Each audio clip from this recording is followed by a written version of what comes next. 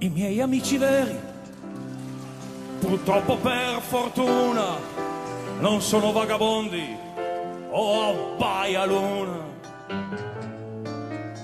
Per fortuna purtroppo ci tengono alla faccia, quasi nessuno batte o fa il maiaccia.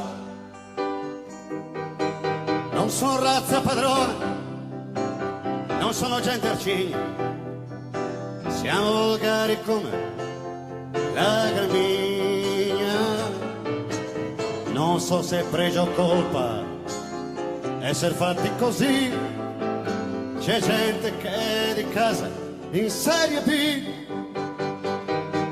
contandoli uno a uno non son certo parecchi, son come i denti in bocca certi vecchi,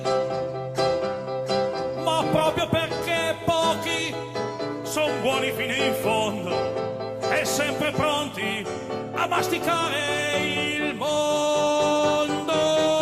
non siamo razza d'artista né maschere d'agonia, e chi fa il giornalista si vergogna. Non che il fatto ci importi, chi non ha in qualche posto un peccato o un cadavere nascosto. Non cerchiamo la gloria, ma la nostra ambizione è invecchiar bene, anzi direi benone, per quello che ci basta.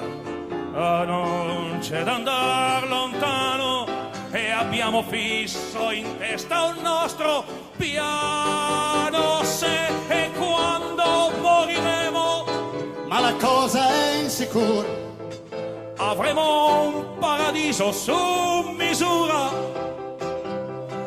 in tutto somigliante al solito locale, ma il bere non si paga e non fa male. e ci andremo di forza senza pagare il fio di coniugare troppo spesso in Dio. Non voglio mescolarmi in guai o problemi altrui, ma questo mondo ci ha schiaffato lui. E quindi ci sopporti, ci lascia ai nostri giochi, cosa che a questo mondo han fatto in pochi.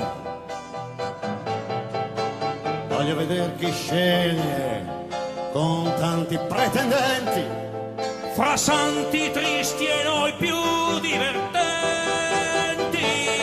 veder chi ha assunto in cielo pur con mille ragioni, fra noi e la massa dei rompicoglioni.